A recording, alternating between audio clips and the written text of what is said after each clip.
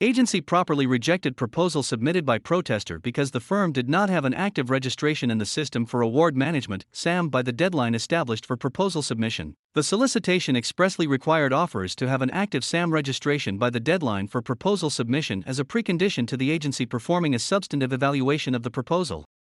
CGSASP Security JV, LLC, of Falls Church, Virginia, protests the elimination of its proposal from consideration under a request for proposals issued by the Department of State, DAS, for security guard services at various locations in France. CGS argues that the agency improperly eliminated its proposal from consideration because the firm was not registered in the System for Award Management (SAM) at the time it submitted its proposal. We deny the protest. The facts of this case are straightforward and not in dispute. On July 29, 2021, the agency published a pre-solicitation notice advising that it intended to solicit its requirement. On October 13, the agency issued the RFP, which established a deadline for submission of proposals on December 15. As is relevant here, the RFP included the provision at Federal Acquisition Regulation, FAR, 52.204-7 which, among other things, requires an offeror to be registered in SAM at the time it submits its offer. In addition, the RFP included another provision that provided as follows.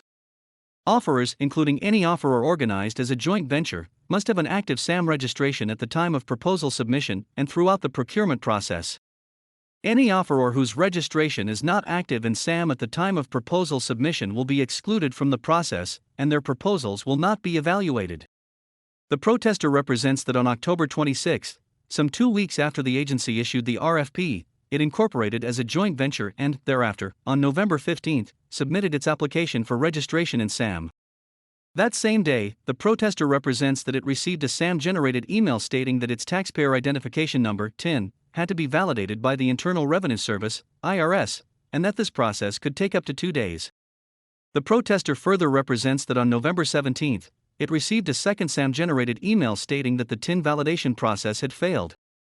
CGS represents that it tried unsuccessfully several more times to register in the SAM before the deadline for submission of proposals.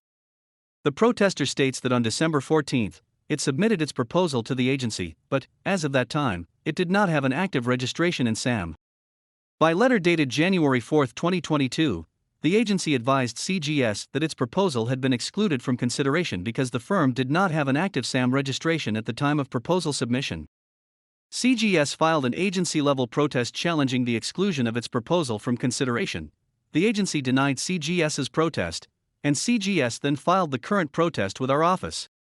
CGS argues that it was improper for the agency to have excluded its proposal from consideration. CSG maintains that it was the fault of the government that it did not have an active SAM registration at the time of proposal submission because of confusion surrounding its attempt to register in SAM as a joint venture. CSG suggests that it was the actions either of the General Services Administration, GSA, the agency that administers the SAM, or the IRS, which is responsible for providing taxpayer identification numbers, that resulted in its failure to have timely established its active SAM registration. According to the protester, DAS should have allowed correction of its SAM registration status as a minor clarification of its proposal. Alternatively, CSG argues that its failure to have an active SAM registration at the time of proposal submission should be treated as a matter of its responsibility that it can cure before contract award. We deny CSG's protest. While CSG is correct that we have characterized a firm's failure to have an active SAM registration at the time of bid submission to be a minor error that can be corrected after bid opening, and also characterized it as a matter of responsibility generally, we have reached these conclusions only in the context of sealed bidding acquisitions.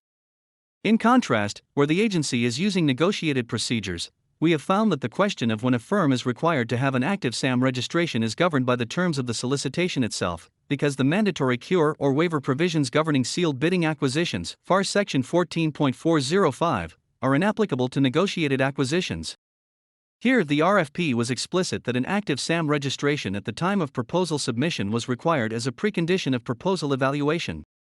The RFP also explained that the agency intended to perform a 3-phase evaluation of proposals, and during Phase 1, the agency would review proposals to ensure that they were timely and complied with the RFP's instructions to offerors.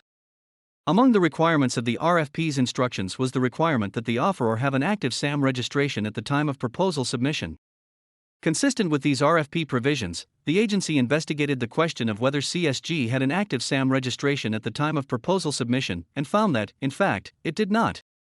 Accordingly, the agency properly eliminated the CSG proposal from further consideration. As a final matter, we note that CSG's generalized allegation of improper government action relates to actions allegedly taken by GSA and the IRS, not to any actions on the part of DOS. Leaving aside the propriety of GSA's and the IRS's actions, there is no evidence that the acquiring agency here did anything to cause CSG to fail in its effort to obtain an active SAM registration by the deadline for proposal submission. It necessarily follows that DOS was not responsible for CSG's failure to have an active SAM registration at the time it submitted its proposal to the agency. The protest is denied.